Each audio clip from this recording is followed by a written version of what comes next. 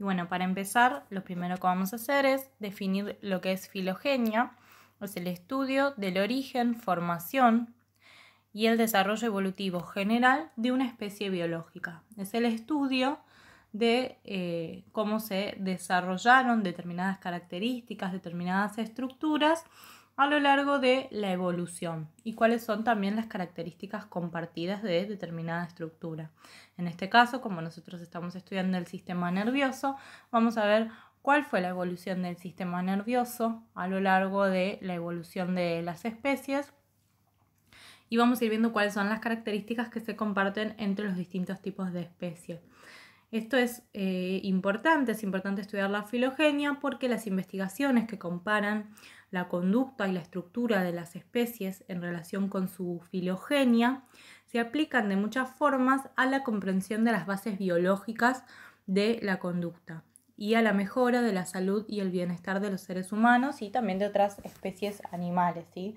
Como ya vimos en las primeras clases, cuando hablábamos de la historia del estudio del sistema nervioso, en el siglo XIX,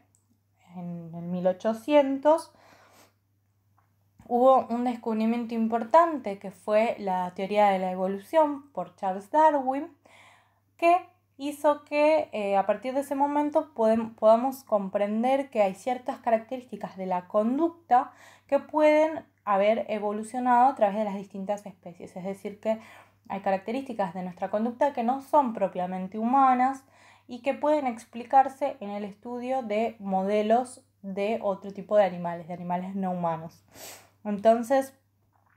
esto es importante para el estudio del sistema nervioso. Y bueno, acá tenemos un recorte de uno de los textos que ustedes tienen como bibliografía obligatoria, en la que dice que el estudio de la filogenia del sistema nervioso central importa para comprender cómo el ambiente natural imprimió restricciones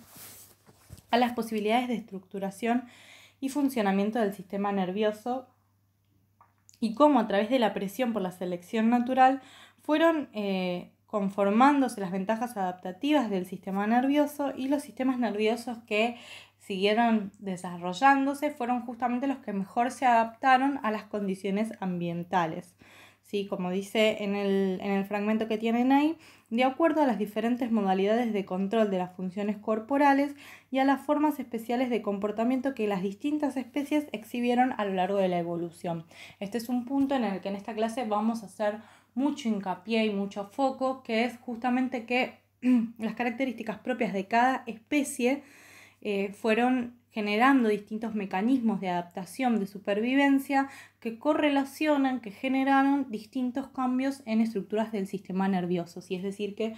la evolución del sistema nervioso está estrictamente ligada y acompaña las funcionalidades que se fueron adquiriendo o los cambios que se fueron generando en las especies para adaptarse mejor a los distintos cambios en el ambiente. Entonces, como dice acá, el estudio de la filogenia del sistema nervioso central sirve de fundamento al estudio comparativo de las bases neurobiológicas del comportamiento diferencial entre especies. Y es sumamente importante como una introducción también al estudio de la anatomía funcional del sistema nervioso, que es con lo que vamos a seguir profundizando en las siguientes clases, ¿sí? Antes de avanzar con mayor precisión en las estructuras anatómicas del sistema nervioso y sus funciones, vamos a hacer un repaso sobre cómo fue evolucionando el sistema nervioso. Entonces, vamos a comparar especies diferentes para ver cómo el diseño de cuerpos y cerebros va cambiando a medida que aquellas se adaptan a las demandas del medio.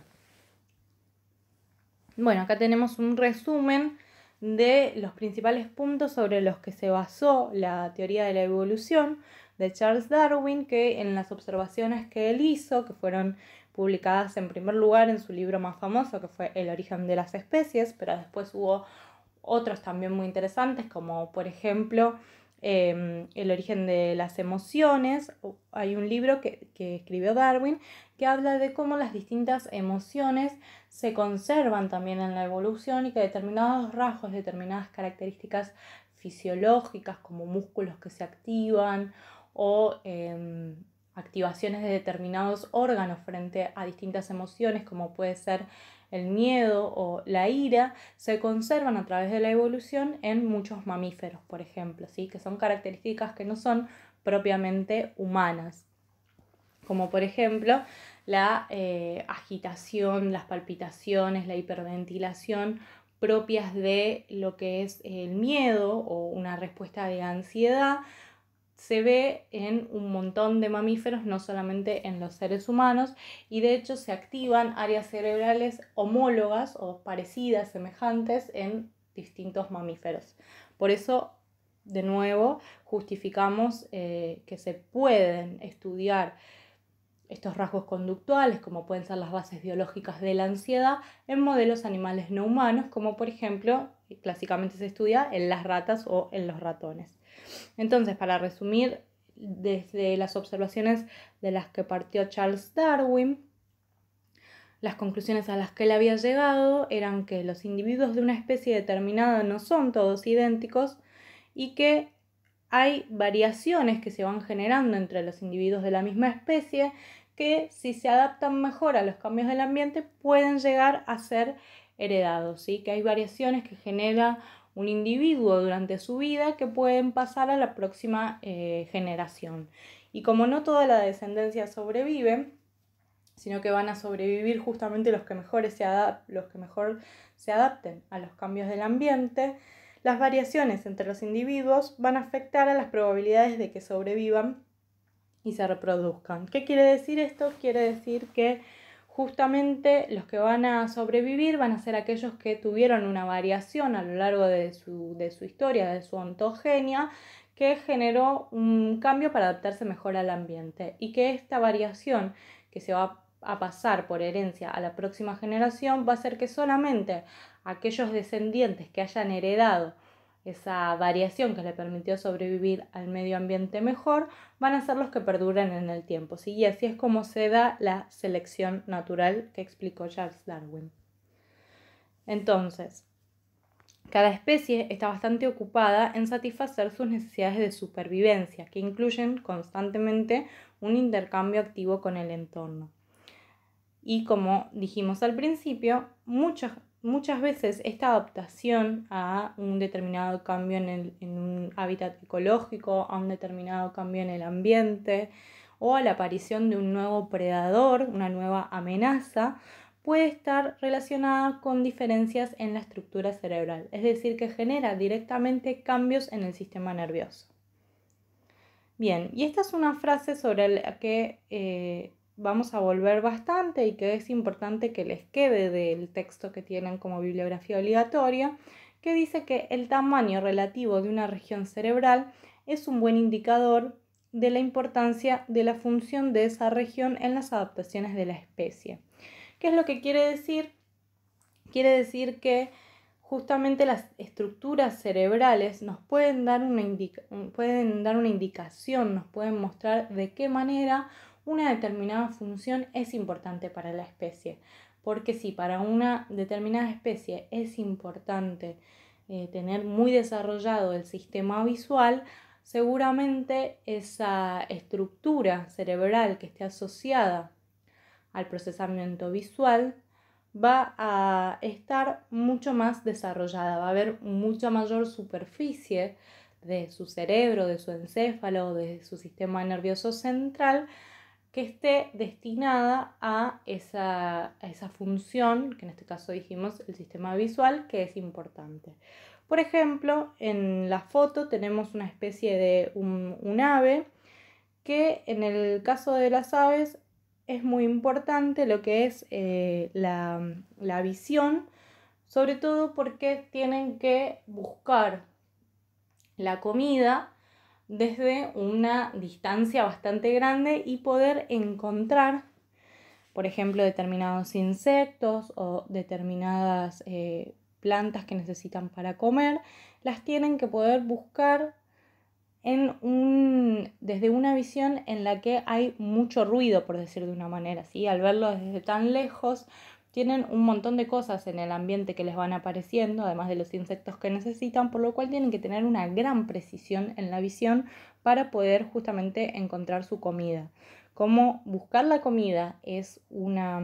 una función sumamente importante para la supervivencia, en el caso de las aves está muy desarrollado el lóbulo óptico.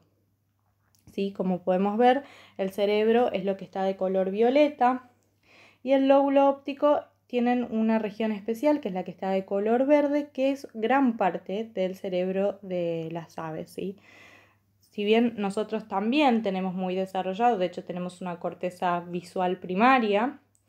no es lo que prima o lo que mayor superficie tiene nuestro cerebro, el sistema visual en los seres humanos, ¿sí? Tampoco lo es en las aves, pero sin embargo su tamaño, considerando el tamaño general del encéfalo del ave, es sumamente importante. Hay una gran área destinada a la función del lóbulo óptico. También hay aves en las que está muy desarrollado el hipocampo, que es una estructura relacionada a la memoria, y esto tiene que ver porque generalmente está relacionado con el almacenamiento de comida, ¿sí? Hay aves que no buscan la comida solamente en el momento en el que necesitan ingerir el alimento, sino que además la almacenan, la guardan como reserva para posteriores situaciones. En este caso, ese tipo de aves, solamente los tipos de aves, las especies que almacenan comida, tienen muy desarrollado el hipocampo y tienen un gran tamaño del cerebro destinado a esta área, el hipocampo, que está asociada a la memoria. Otro ejemplo es la rata. La rata de laboratorio tiene un bulbo olfatorio bastante prominente, ¿sí? Porque justamente tienen muy desarrollada la función de la olfacción, pero también hay una particularidad que tienen las ratas, que es que los bigotes de las ratas no están asociados al sistema olfatorio, sino al sistema somatosensorial, es decir, al sistema táctil. Las ratas son capaces de detectar cambios en la temperatura y hasta de mapear el espacio como si fuera los dedos, las yemas de nuestras manos, ¿sí? De sentir el tacto a través de los bigotes. Y está tan desarrollado el tacto en los bigotes de la rata, es una función tan elemental para la rata, que tienen una parte de su cerebro especial que se llama Barrel Cortex, ¿sí? Que es una corteza especial en la que se representa punto a punto cada uno de los bigotes de la rata. Está representado no solo una fila para cada bigote, sino que están representados punto a punto. Hay una conexión específica punto a punto de cada bigote de la rata que se encuentra representada en lo que es la parte destinada al sistema somatosensorial de la rata. Acá vemos entonces este tipo de corteza, obviamente no existe ni siquiera en los seres humanos,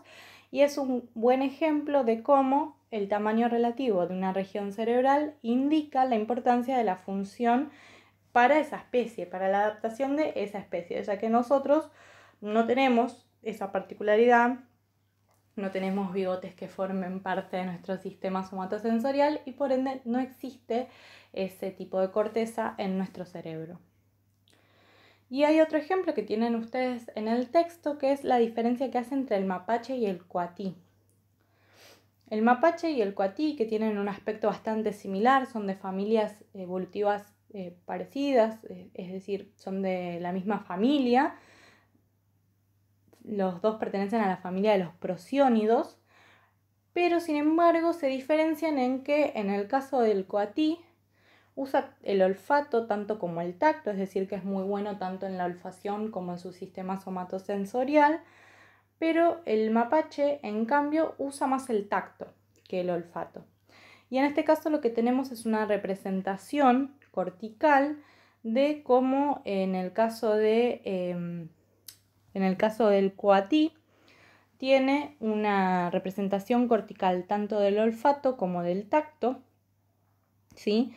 En el cerebro, es el cerebro que estamos viendo del lado izquierdo,